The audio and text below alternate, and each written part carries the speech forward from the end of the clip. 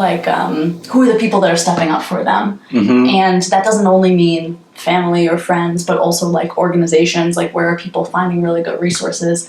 And then the flip side of that is where is community either falling short in terms of providing that support, or how do relationships sometimes get in the way of somebody's success, or relationships can be a real challenge that can set people back in terms of trying to land on their feet. So in general, the book is about coming home and being on MSR, but that's kind of the specific, something that I'm specifically really interested in, is this piece about how it's not just the individual coming home, but what's going on with the people around them, and how, and the resources around them, and how is that helping them or hindering them. And I guess the MSR piece is that MSR, I think we can't forget that, again, IDOC is still part of the story. So we can't just pretend that, in my opinion, I don't believe that it's right to pretend that people are just coming home and it's just them and their community and maybe their nonprofits they're going to. We have to remember, okay, but where is IDOC in all of this? Is IDOC helping people get connected to positive community, or is it actually getting in the way of someone being a member of their family, a good friend, a good romantic?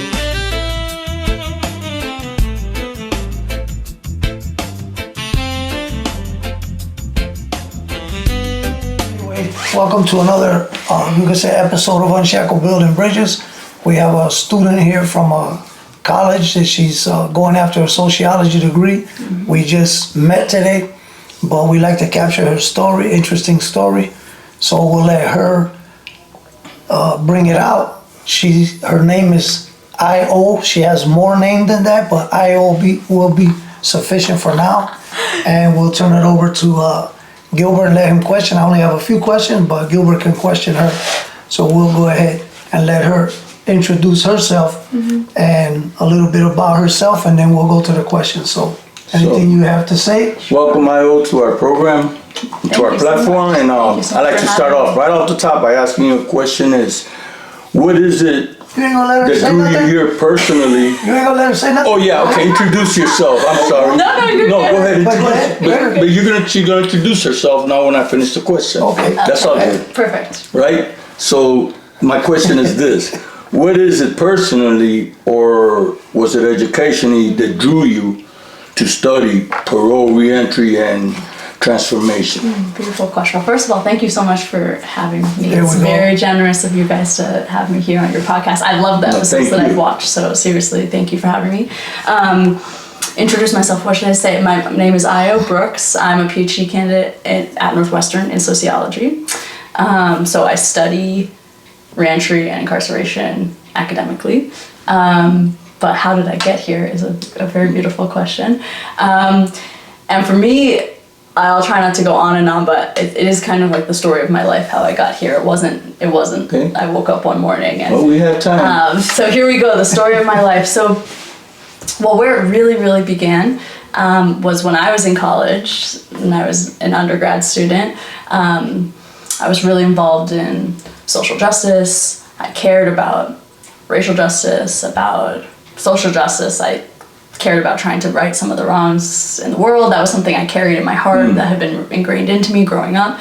But I didn't necessarily, and I guess I would say I was a New York City public school high school student when Eric Garner was killed by the police. So as I had like awareness about the system, I knew mass incarceration was screwed up, to put it lightly. Right. But it wasn't necessarily like where I didn't have too much personal connection to it, and it wasn't where I was doing work. And then one day I was in a class, and another student in my class, this guy, he was formerly incarcerated, and he started talking about how he was part of this group, this organization that basically writes to people who are incarcerated. And when he had been locked up, he had gotten involved in this organization. It was like super grassroots. It's like one of these, it's like a nonprofit that's not even a nonprofit, you know what I mean? Like, because people who are writing to each other, started by somebody who'd been incarcerated, who got out. He was writing to so many friends. He got overwhelmed by how many friends he was writing to. He said, I need help. So we started getting volunteers. So this guy who I met, he's not the guy who founded it, but we were in a class together. He was talking about this group, and this group was specifically for LGBTQ+, so people who are gay, who are queer, trans, who are incarcerated. A lot of those people they might not have any family support. They might not have anyone writing to them. It's hard on them. Yeah, and we know what happens if someone doesn't have someone writing to them.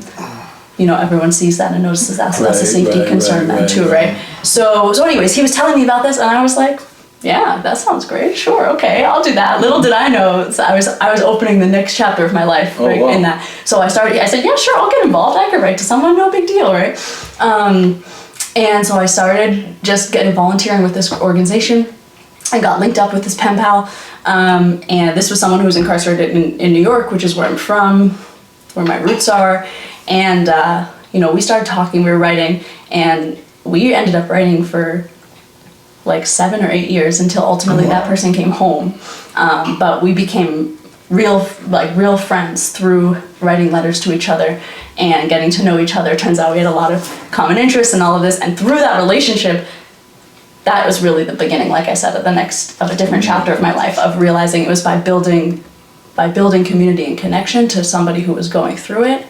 That's what opened the door for me to realize there is so much going on here that's not right, and also it's not just the injustice, that there's like beautiful people who are funny and who have good things to say and who read books and who we can talk about like the real relationship, not just the harm and the violence. But it was realizing that made me passionate about this. So that's kind of where it started, and then I started to do more and more work in this area. I ended up graduating from college.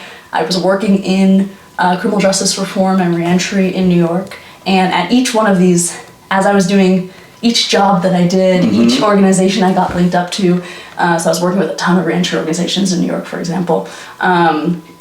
All of those were relationships, right? And each relationship that I built with people who had been through the system, some people who are now I consider like very dear friends, brought me more and more into being passionate about undoing this system that impacts all of us, because a society that's built on an idea of safety, that's about harming people and taking them away, like that is we all are. It seems like you have a passion for this. Yes, I have a big passion. So yes. You said go on and on, but now it's this is really my life story here. Right? I have a huge and I think who doesn't? If you love somebody who's been impacted by the system, or if you come to know somebody, I don't know, how could you not be passionate once you have the human connection to something? I feel like it follows that the passion follows. You get in. Exactly. At least that was my experience. That was my experience. So to sort of fast forward it a little bit, how did I end up doing this study was your question, and now this is sort of how I got passionate with it. And actually, there's one. Well, I'll do it more chronologically. So this person that I was writing in college, they were queer, like I said, they were incarcerated in New York, and the first maybe year we were writing to each other, they kept getting transferred. I can't remember how many times they got transferred that year, but it was like the first time they got transferred, I didn't really think anything of it. Even other people that I'd known, been incarcerated, even whatever, and I felt transferred, no one had ever really, I don't know, I didn't think anything of it.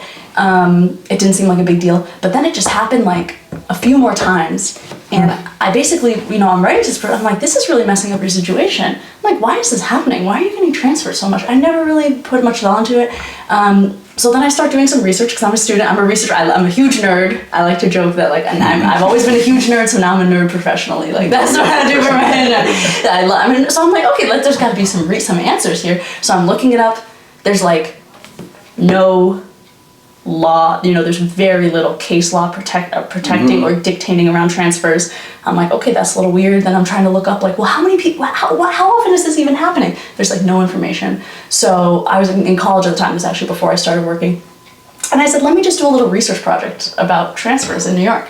So I started doing a little bit of research about transfers, and that's when I kind of got the research bug for all of this.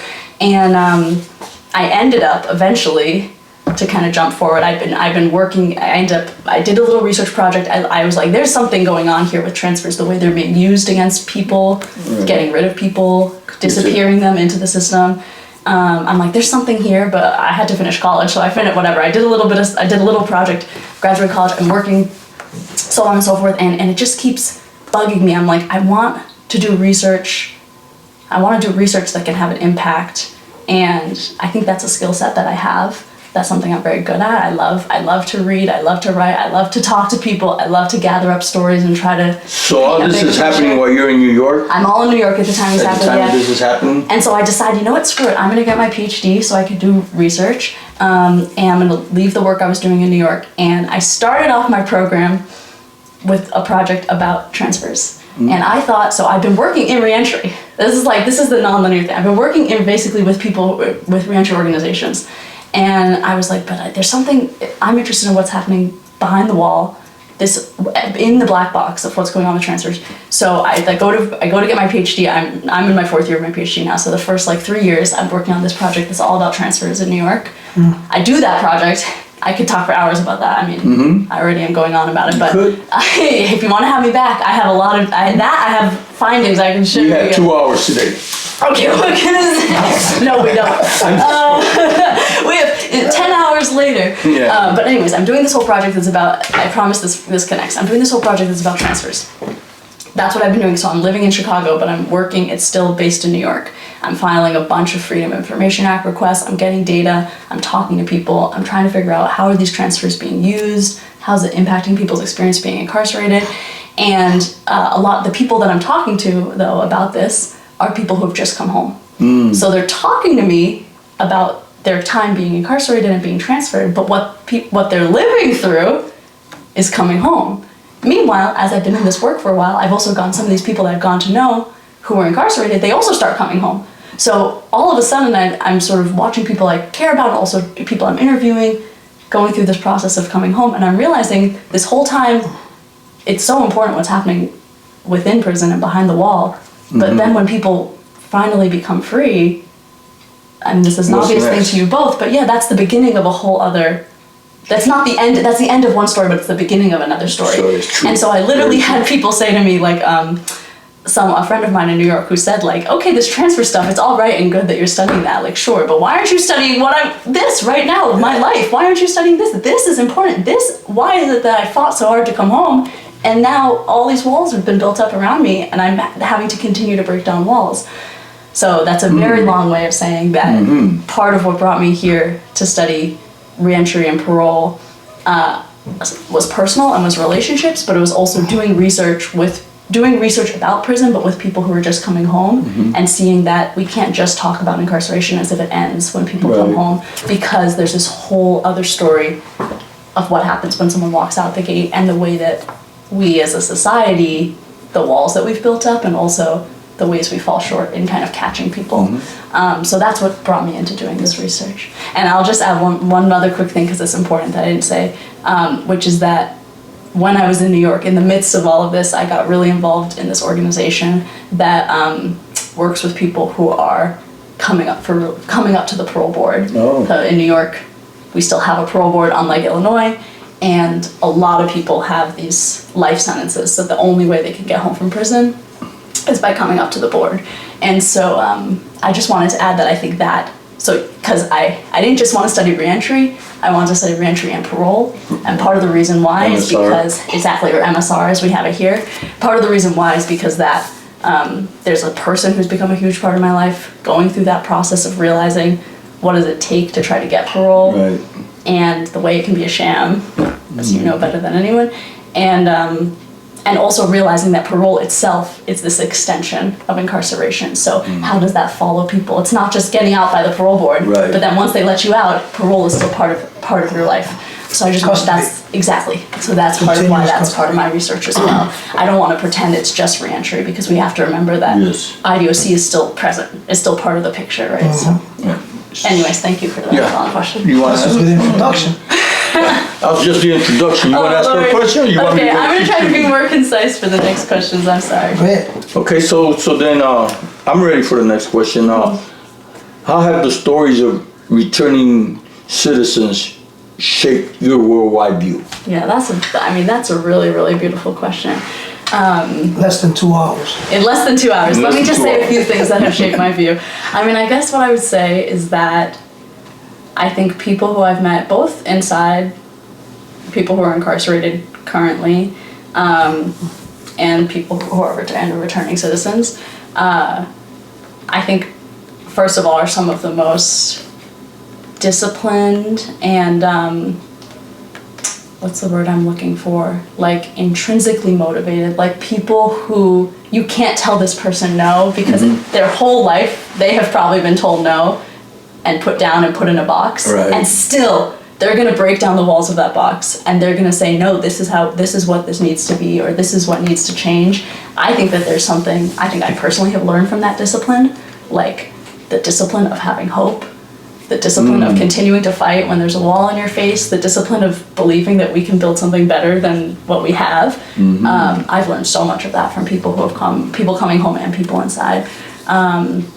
And so I think I've learned that personally, and I think that's a real like skill. Like I think you have to work. I mean, you guys could speak to this better than me, but I don't think someone just wakes up one morning and says like, okay, great, now I'm a super disciplined person. You have to build that. So I think I've learned to build that in myself, and I think we all could learn as a society. I think we all could learn from that kind of like, you know what I mean? The Energizer Bunny. Like we're just not going to stop. We're just not going to stop. You got to keep going. You got to keep going. Can't stop. Exactly. So that really changed my worldview. I also think just like grace and care and like the amount of compassion that I've seen from, for example, from returning citizens. So many people who I've met in this work, they don't have that much. Maybe they just got home. They're trying to figure their life out.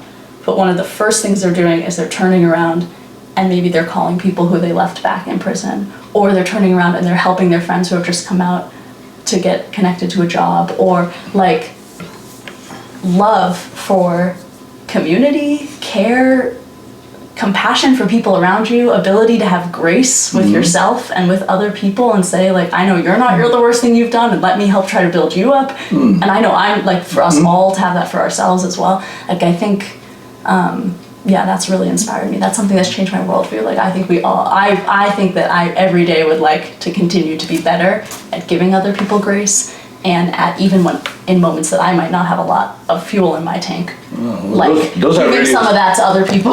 Those words are inspiring to me because I've been through that, through those changes and everything. And you know what you say just makes me feel like I'm being uplifted, even though those walls do come up at times, and I gotta learn how to put them out. You know what I'm saying? So those are very inspiring words. That's very kind of you to say. So I'd like to ask you my last question. Now I'm gonna leave it to Ronnie. Okay. I would have answered that question if you asked me that.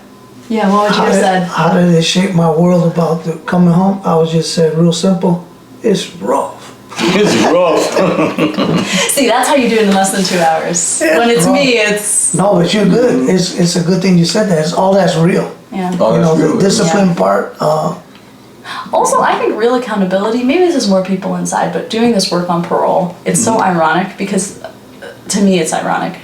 And it's a cruel irony. Maybe ironic makes it sound like it's a joke. But it's ridiculous to me because there's a system that's saying, we want you to be accountable. And I'm like, some of these people, like, this is true accountability. These are people who are sitting every single day thinking about what the worst thing that they've done. Meanwhile, in the free world, we're walking around hurting each other left and right and taking no accountability. There's no, like, I think some of the people who I've met who are the most serious about actually taking accountability and actually becoming a better person are people who are incarcerated, and it's like you don't see that same level of expectation. No one's asking me to be accountable on a daily basis, honestly, most of the time. You know, a lot of people in the free world skate by without any type of accountability, so that's the other thing. So you're right, we tend to hold ourselves accountable for every little action we do. You know, you're on the spot, girl. Thank you. You know, so I'm gonna hit you with the last question, and then after my last question, I'm gonna turn it over to Ronnie and let him finish it. What do you hope your work will leave in people's perspective about the subject or the system? Okay, I think what I really hope, well, first of all, I'm at the beginning of this project, so I, like a true researcher, I believe that if I already knew what the answers were, why would I do the research? Right. So my goal of this research is to learn, to really be humbled by the expertise and knowledge and experience of people who have walked this walk, right? So like, if I already knew what the answer was, then I shouldn't have been starting this research. So I'll say what I think from where I'm at now, and maybe it'll change by the end of the project in terms of what I want people to get out of it. But I think one thing that I would want people to walk away from this research is this idea of what would it look like well, let me take a step back. This idea of, first of all, what are the ways that we as a society and people, returning citizens for themselves, are building, like what are the ways that we're already welcoming people home? What are the things that are working where somebody comes home and there's actually a welcome? You know, there's a, we've got you in some way, like we got your back. We've got your back. That's a better way of saying it. Exactly. Like there's, what are the things that are already happening that are working to do that? Like, for example, a community member, someone turning around and helping the person who came right behind them. I would say that's an amazing, wonderful thing. And we should figure out, how do we support more of that? Like, how do we build that up? How do we celebrate that? How do we finance that so that it's not out of people's pockets? So what are the things we're already doing that help people land on their feet and in a way that builds someone up as a person and a human being, and welcomes them back into society? And then the flip side of that is, what are the ways that we're falling short, which I would say right now we're falling short a lot more than, there's a lot of ways that we're falling short. So how do we break down or take apart the ways that we're getting in people's ways, or that as a society, like the society's just saying like, okay, this isn't our problem. You just got out of prison yesterday, great, try to find a job. Deal with it. Yeah, deal with it, exactly. So I think what I'd like people to get out of it is a passion for building up the things we're doing that are already working, because there's so much that's already amazing that people are doing for one another, and also saying, okay, well, how do we take apart the things that are getting in people's way? Does that make sense? Yeah, makes sense to me. That's what I hope Makes people sense will to get me. out of it. Yeah. Or they say, get over it. Yeah, Get over it. exactly. Get over it. It's not that easy. It was rough. Well, there you go, back to that rough stuff. So if you're finished with your questions, I know that we talked about earlier, you said you were gonna write a book. So I don't know if you wanna give the name of the possible title? Yeah. Or can you disclose what it's about? Yeah, sure. I don't have a name yet because I'm terrible at coming up. I need to ask you guys, because Unshackled is a great name. I'm terrible at coming up with Who titles. came up with the Unshackled? We did. We did. We did. I told her we did. Remember, accountability. Can you remember how It we was did a it? teamwork. Yeah, I You told her how we remember did how? it. Did we go back and Back forth? and forth. Oh, there you With go. words, back and forth. I told her, explain to her We the whole built it team. together. I kept We telling built it her. together. We kept He gave going me back and another forth. name. I said, nope. The So battle. he finally got Unshackled, and then building the bridges. We got Threw it. it in. We got it. He threw it in, building the bridges. Added Because he in, likes to build added in. bridges. He loves building bridges. So you haven't come up with no title. So I haven't come up with the So title what's yet, it so I'm about? open to comments. And actually the title should really come once I finish the research, so that I know, okay, this is the main point, then that's when the title should follow. Generally, the research is about coming home, but more specifically, it's about, it's really focused on community, really. Like, where are people finding social support? Where are people who are returning citizens? Where are they, like, who are the people that are stepping up for them? And that doesn't only mean family or friends, but also like organizations, like where are people finding really good resources? And then the flip side of that is, where is community either falling short in terms of providing that support, or how do relationships sometimes get in the way of somebody's success, or relationships can be a real challenge that can set people back in terms of trying to land on their feet. So in general, the book is about coming home and being on MSR, but that's kind of something that I'm specifically really interested in, is this piece about how it's not just the individual coming home, but what's going on with the people around them, and how, and the resources around them, and how is that helping them or hindering them. And I guess the MSR piece is that MSR, I think we can't forget that, again, IDOC is still part of the story. So we can't just pretend that, Right. in my opinion, I don't believe that it's right to pretend that people are just coming home and it's just them and their community and maybe their nonprofits they're going to. We have to remember, okay, but where is IDOC in all of this? Is IDOC helping people get connected to positive community, or is it actually getting in the way of someone being a member of their family, a good friend, Right, right. a By good putting all these romantic rules partner? and stuff, and all these walls that they put on us when we went on MSR like that. That's Exactly. I get And you. do those rules get in the way of being a full member of community, basically, right? Like, so that's what, does that make sense? That's what the book is about in a rough way. Once I have my findings, it'll be a bit more clear, like, here's my 3 big takeaways or whatever. It sounds like the injustice of release. Yeah, there you go, my title, boom. The injustices of release, but it sounds good. Thank you. Well, basically, it kind of answers a question, but it relates around, it's not your personal life story, but it's a story that you got engaged with of having friends and people in the incarcerated world. Exactly. And it triggered you off so much so, like you said, the passion of it, that you're going to write a book and it's just going to detail what I ran into, all the experiences. And then, so I hope you gather a lot of, as you said, what you call freedom of informations. And that's from the system. And freedom of information from the people that you're going to talk to. So my other question is, what are you going to do with your sociology degree? And does it include changing the incarcerated world? You know what I mean?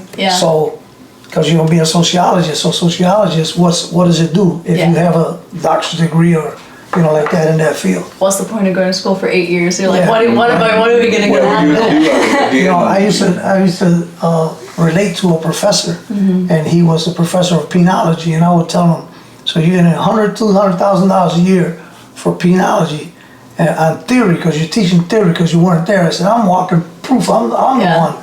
Give this guy an honorary doctorate. That's what we're saying. And then when we did for the juveniles, they said I had to go through so much training for trauma and all that for the young people. And I said, well, then they said, well, you need to give me a certificate. I'm a doctor. And they said, no, you're a para-doctor. You're a parapsychologist, like a paralegal or a paramilitary. I said, I'm only part way. So you said, what more could I possibly do? So I couldn't get there. It's a great question. So, would I say that getting a PhD is the best way to have the biggest impact for someone in the world? Maybe not. I don't think everyone needs to get a PhD. That's my opinion. But what do I want to do with it? Like I said, I'm a huge nerd. I've always been a huge nerd. When I was a kid, I wanted to be a teacher because I didn't know anyone that had a PhD. That wasn't like in my lexicon, but I always admired my teachers. I always thought I might want to be a teacher. And then I went to college and I was like, oh my God, I could be a professor. That's the next level. So I think what I would like to do with my PhD is to teach, like first and foremost, to be a professor and to teach of sociology and to teach and to give people awareness and like the critical thinking tools, like to create spaces like where you have, what I love about learning is that you create a conversation where you say, okay, let's sit down together and let's like question everything. You know what I mean? Question me even. Like I want to learn from my students.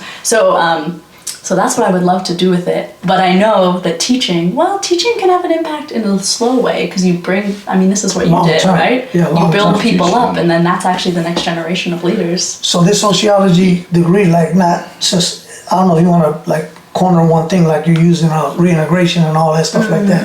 What about homeless? You have all different kind of social ills. So you want to do a complete spectrum?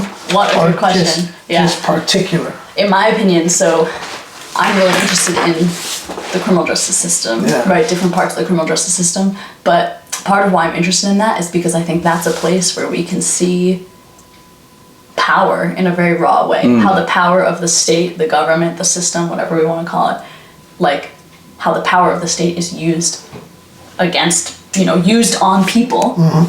And that actually doesn't just happen in the criminal justice system. That happens like in homelessness, for example. That happens in all these other places, but I think the criminal justice system is just a good place to study that or to think about that because it's raw. It's explicit. We're not trying to hide that the state is doing violence to people because that's actually what the system has been built to do, is to lock people up or to harm. So for me, it's like, I think the criminal justice system it's almost like a bold example of something that we can actually see in all different corners of society. So I don't know if I see myself like studying, who knows what the future holds. Like maybe I would study something totally different, but I also think actually it's all connected. Like even if I continue to study something around the criminal justice system, that can teach us about a lot of things that need to change in society. Does that kind of make sense? Like I think it's all interconnected. I know you like teaching and he likes teaching a lot too, but with teaching comes something else, is you don't want to be taught. You think you know it all. Are you getting that vibe? I'm just playing around with you guys. All right. Yeah, I know. I do think that it's gonna be. No, go ahead. Sam. He was not a teacher's pet.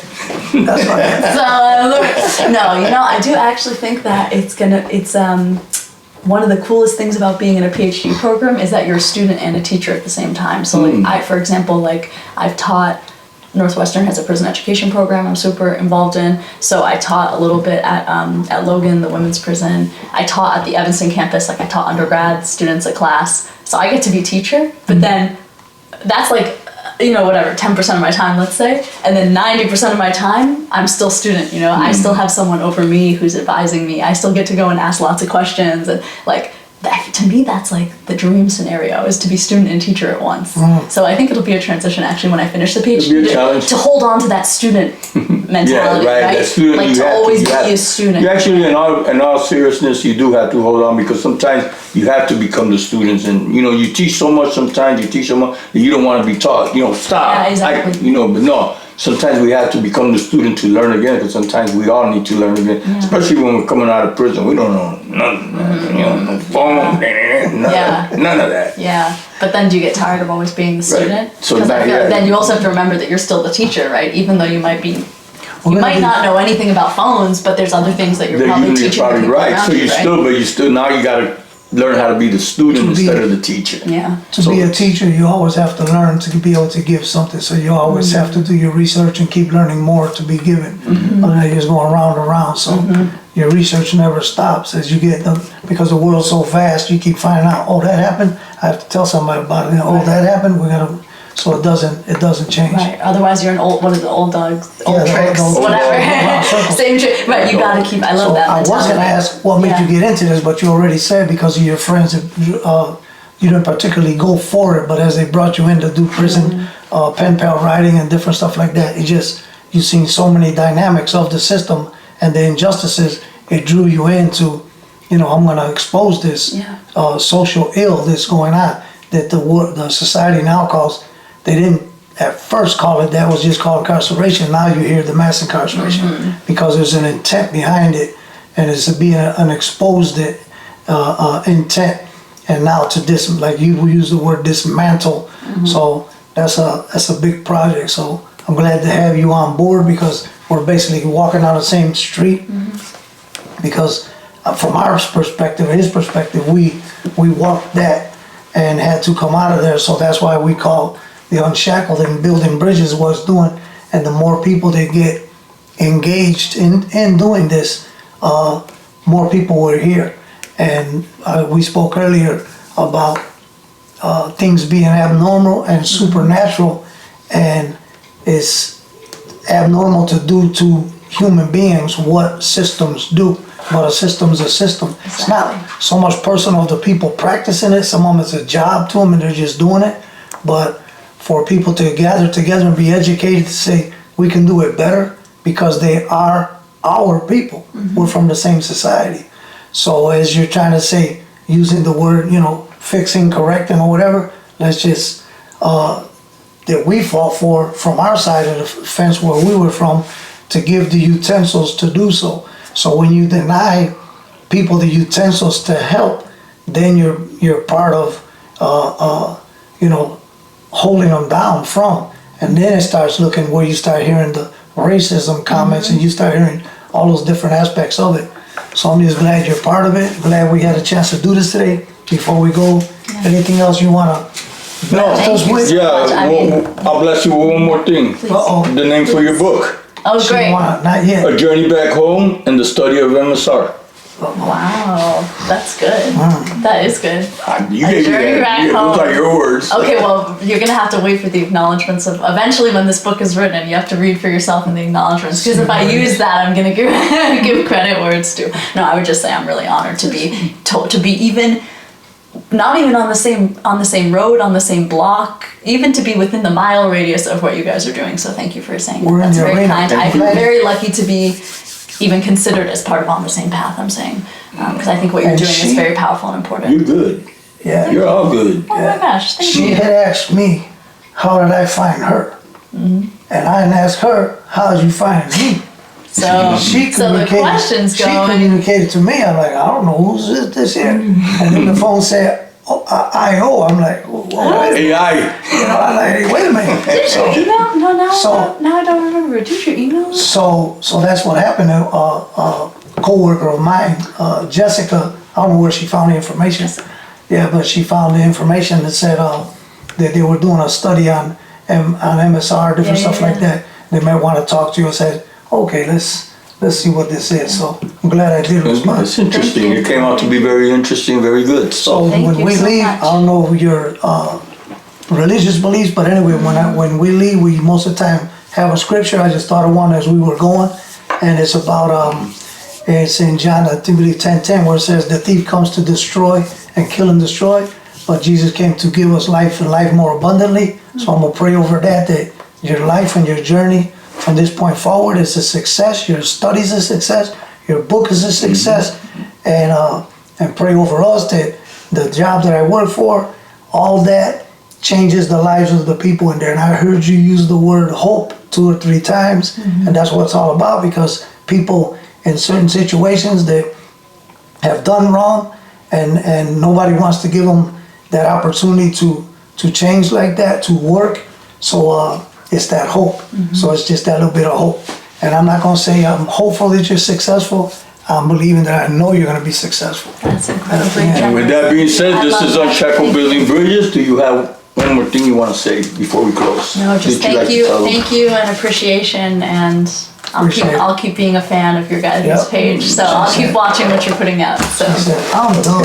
So this is Unshackled Building Bridges. Next time, Ronnie's seen it all from the inside walls. Gil got a vision that still stands tall. We don't beg for seats, we build our own.